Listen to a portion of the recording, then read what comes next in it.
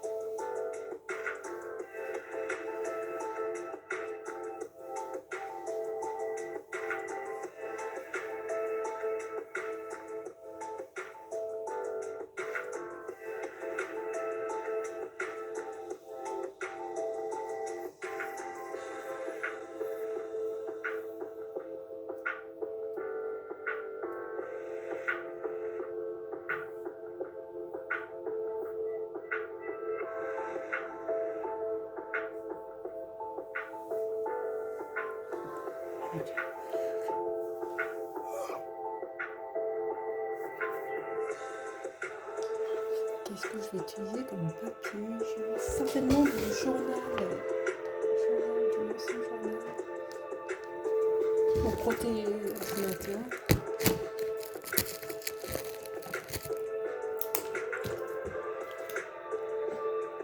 C'est le type de journal que je jette tout le temps.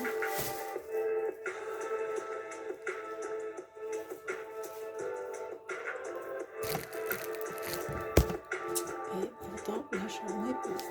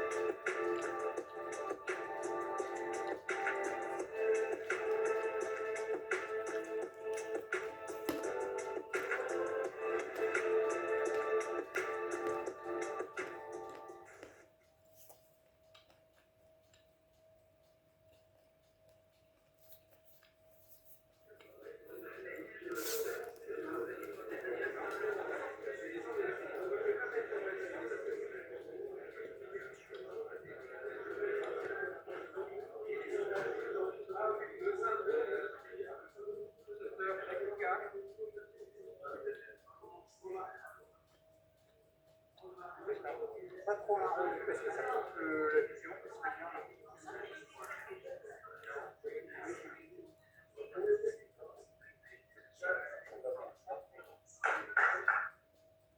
Allez, David Rousseau, Pascal Corsi.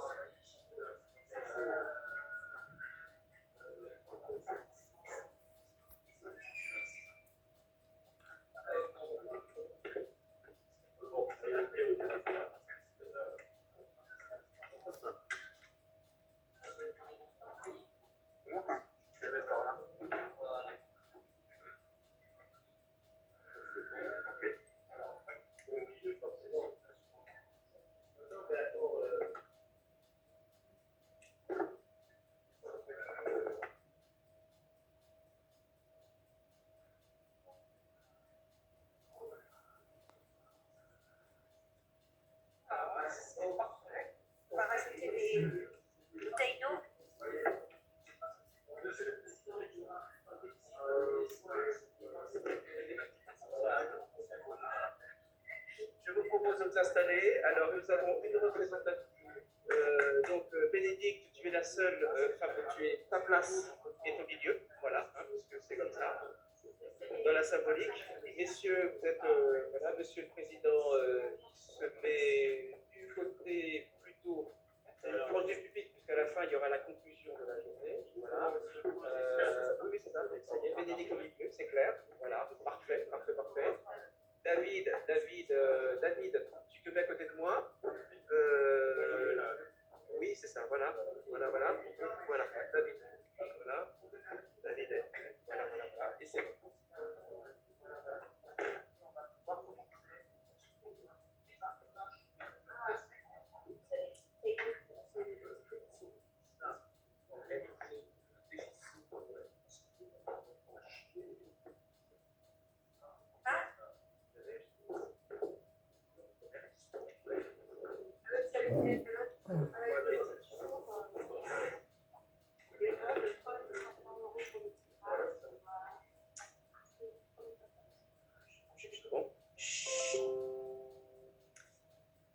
Bien.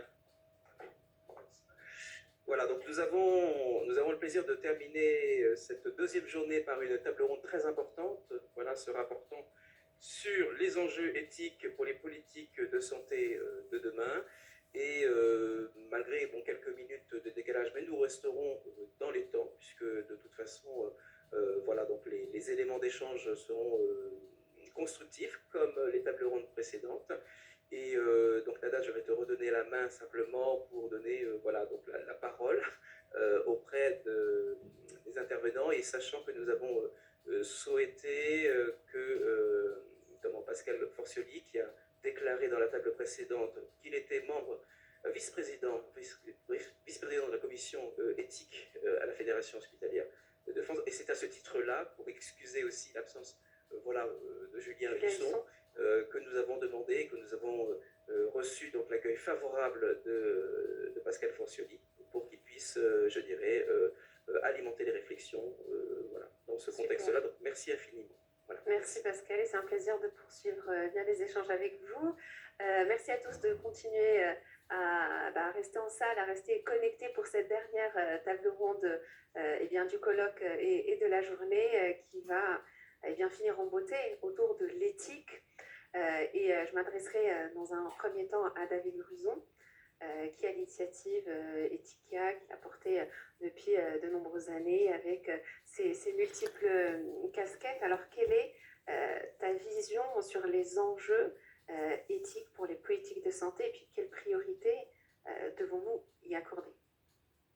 Ça, c'est une vaste question pour la 10e table ronde. Bravo déjà à managersanté.com d'avoir organisé cette session, à tous ceux qui ont mis la main à la pâte. C'est vraiment 2 jours très très denses.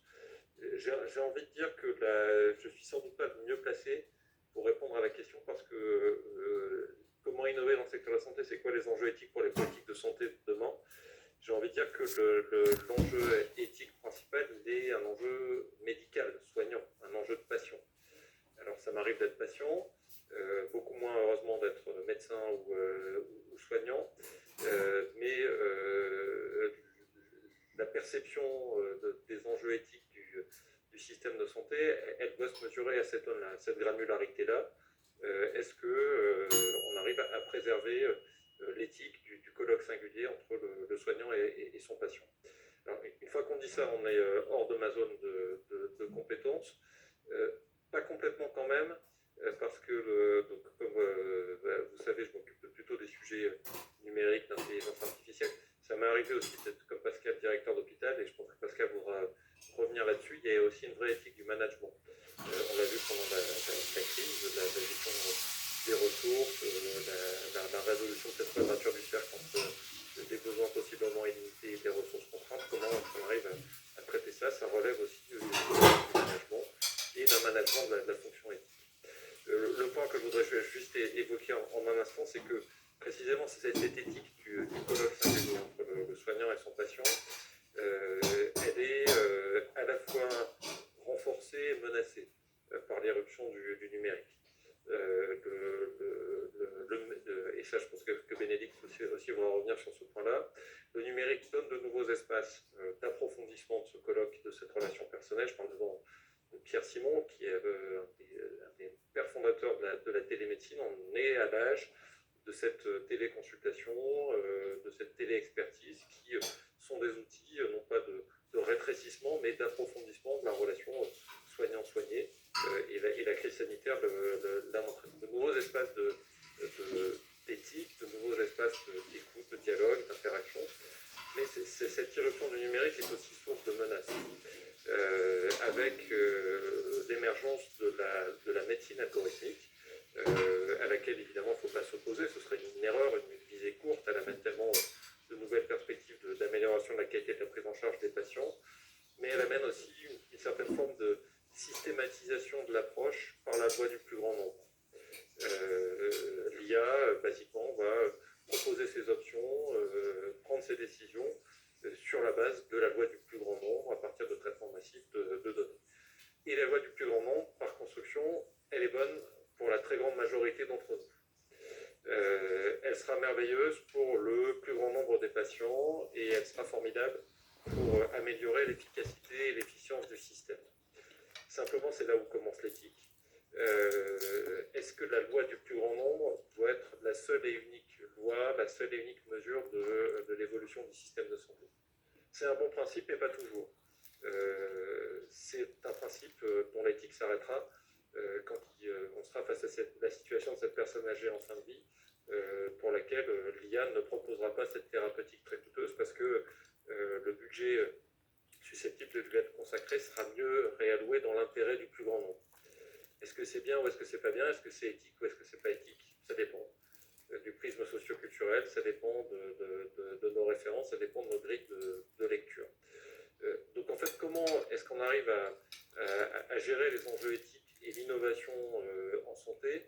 Un des principes que quasiment tous et toutes autour de la table on a contribué à apporter, et je vous en remercie, c'est cette idée de garantie humaine du numérique et de l'IA qui devient, et ça c'est une bonne nouvelle, une réalité du droit bioéthique, du règlement européen sur l'IA. Le chemin qui a été fait par ce principe vous doit beaucoup. La question, c'est comment on va le mettre en œuvre. C'est un des aspects qu'on aborde dans cet ouvrage collectif qui est maintenant une référence. Comment on arrive à garder ce recul en associant les professionnels, les représentants des patients. C'est aussi un nouvel espace de démocratie sanitaire, il faut l'investir.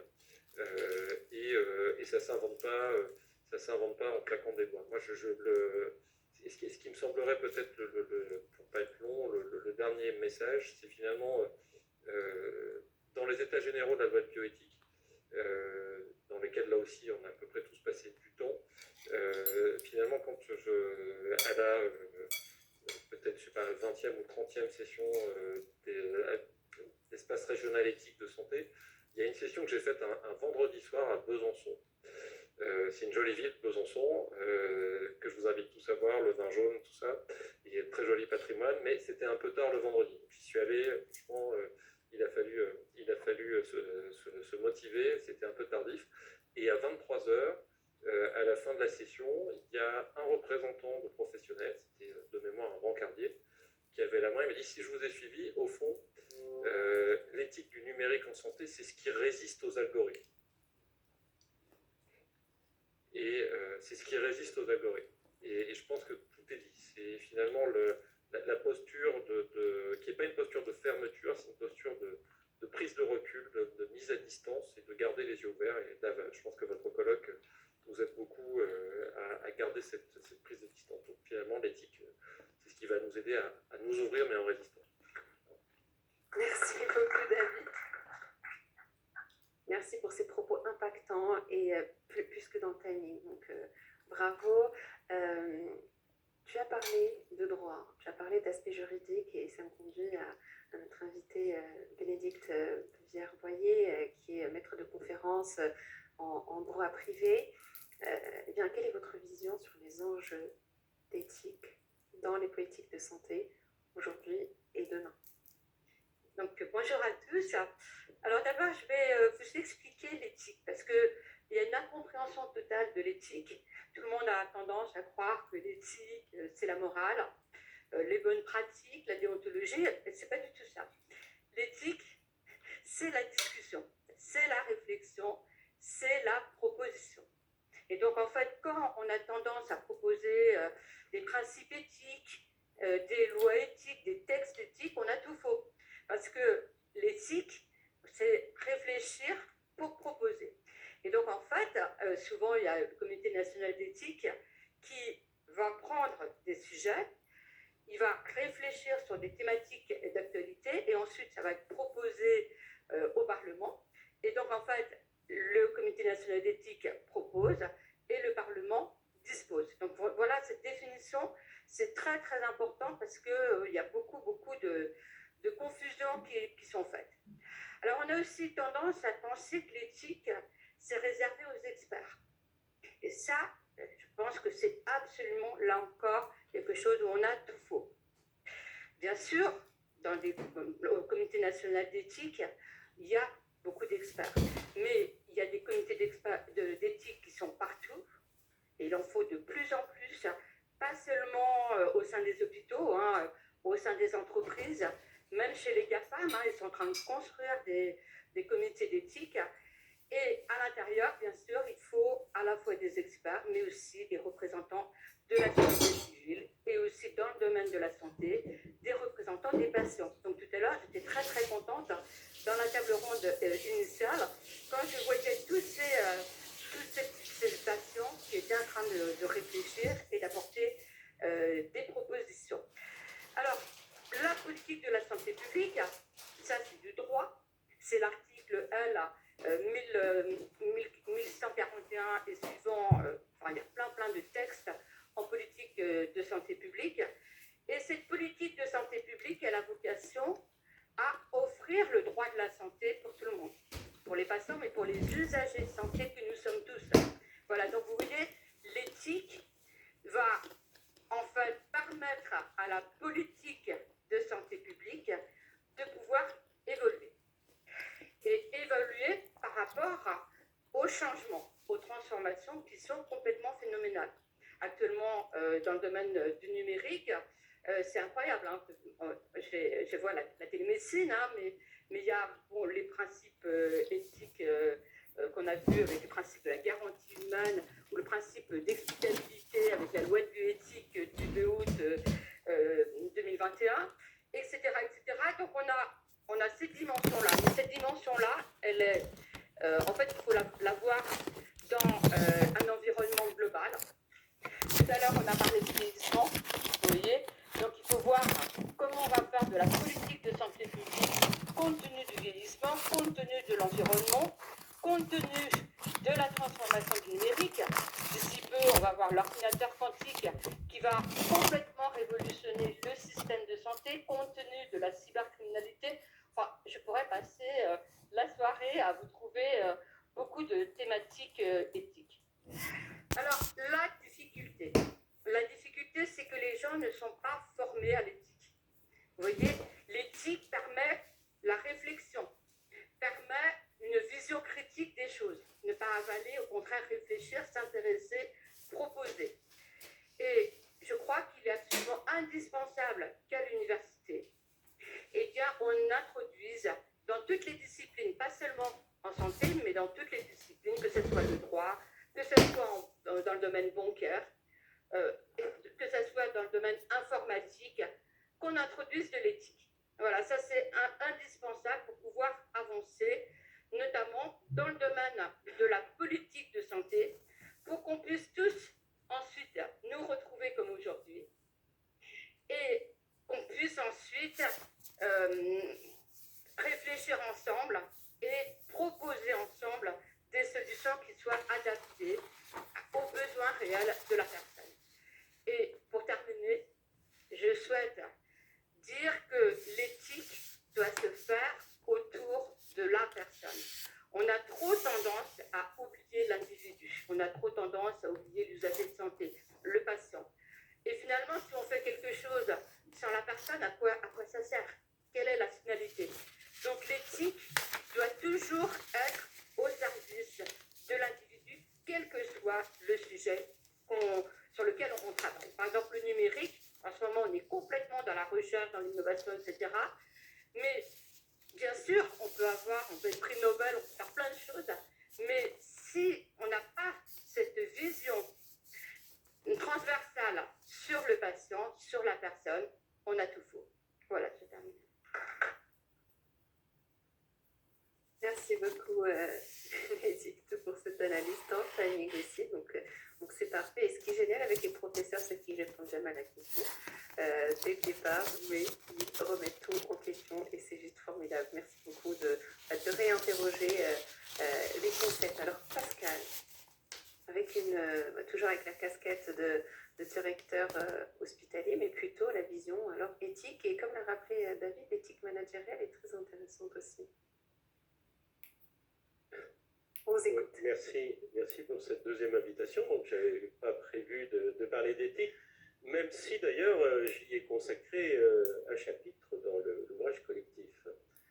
Ce que je voudrais dire simplement sur l'éthique, c'est qu'effectivement, comme l'a expliqué Bénédicte, c'est une démarche réflexive, c'est une démarche d'interrogation, et on n'a pas de réponse quand on sort d'un débat éthique. On a des avis. Et à partir de ce recueil des avis, bien, ma foi, on se fonde son propre avis. Et c'est donc une démarche collective qui doit être une démarche plurielle, pluridisciplinaire, éclairée de personnalités différentes. Ce qui suppose que, par exemple, dans un comité éthique, dans un établissement de santé, on n'est pas que des professionnels de santé de l'établissement, qu'on est aussi bien sûr des représentants des usagers, mais qu'on est aussi des personnes, comme on dit, de la société civile. Ça peut être un professeur des écoles, ça peut être un ministre du culte, ça peut être un philosophe, ça peut être un journaliste, ça peut être un élu. Voilà. Trouvons en gros le raton laveur ou les ratons laveurs qui pourront participer au comité éthique et qui vont apporter leur point de vue au comité éthique.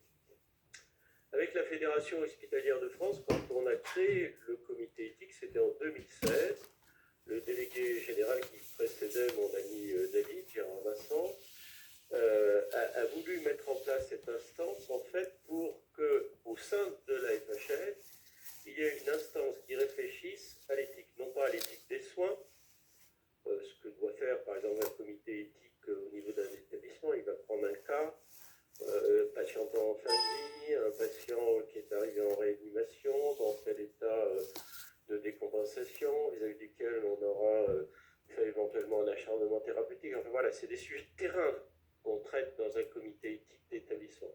À la FHF, nous ne traitons pas de sujets de terrain. On traite de sujets systémiques, en fait. Et c'était ça la volonté du délégué général. Il a été poursuivi par ses successeurs et maintenant par Zéna Briette et le président Valtou. Donc en fait, on rend des avis. Voilà. Et vous pouvez aller sur le site de la FHF, y trouver les avis du comité éthique. Le dernier avis qu'on a rendu, mais qui n'est pas encore publié, qui va l'être sous peu, et qui le sera au printemps, c'est un avis sur les fondements éthiques et l'épreuve du système de santé et de ses fondements éthiques sous la crise, pendant la crise, okay. Sous l'effet de la Covid. Okay. Parce qu'on a vu aussi, comme je le disais tout à l'heure à propos de la démocratie sanitaire, que cette crise, elle a aussi malmené les principes éthiques de notre système de santé. C'est vrai que quand notre système de santé s'est organisé pour se mettre en branle, pour faire face à la Covid qui déferlait sur le Grand Est, sur Île-de-France, puis sur les autres régions, avec des transferts entre régions, avec des transferts transfrontaliers, ce système s'est entièrement mobilisé sur la Covid. Mais de ce fait-là, il a déprogrammé. Donc ça veut dire qu'il y a eu des patients qui ont eu des retards de prise en charge, qui ont eu des pertes de chance. Et ça, c'est quelque chose qui, du point de vue de l'éthique du système de soins tel qu'on l'attend, n'est évidemment pas satisfaisant. De même que n'a pas été satisfaisant les conditions dans lesquelles on a pris soin des personnes décédées. Quand une personne décède à l'hôpital, on ne la laisse pas mourir sur un brancard, d'abord, je tiens à le dire, avec force ici. Mais aussi par ailleurs, au-delà de ça, on prend soin de la personne décédée comme on prend soin de son entourage. Donc il y a un certain nombre de rituels, la toilette mortuaire, les soins aux patients, il y a les rituels funéraires, l'accompagnement de l'entourage, des proches. Tout ça n'a pas été fait pendant la Covid. Les gens étaient mis dans un sac qu'on fermait sans présence de la famille avec des deuils qui étaient très difficiles à faire pour les équipes. Et là, on a eu pendant la crise un fonctionnement qui n'était plus un fonctionnement éthique.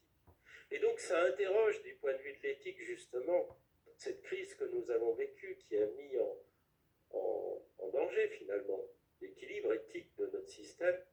Ça nous interroge pour nous dire, face à une nouvelle crise qui surviendra, qui ne manquera pas de survenir, est-ce que ce sera la guerre à nos portes, est-ce que ce sera une crise climatique, une crise migratoire ou autre, ça peut être une centrale qui explose, bon bref, je vous en passe, c'est des meilleurs. Il y a eu des choses qui sont déjà passées à Toulouse, à Rouen, enfin bref, on a tous des exemples. Comment on gère du point de vue éthique une situation de crise? Voilà, ça c'est un vrai questionnement. Et un sujet aussi de questionnement, je pense que ce sera un de nos prochains travaux au comité éthique de la FHF,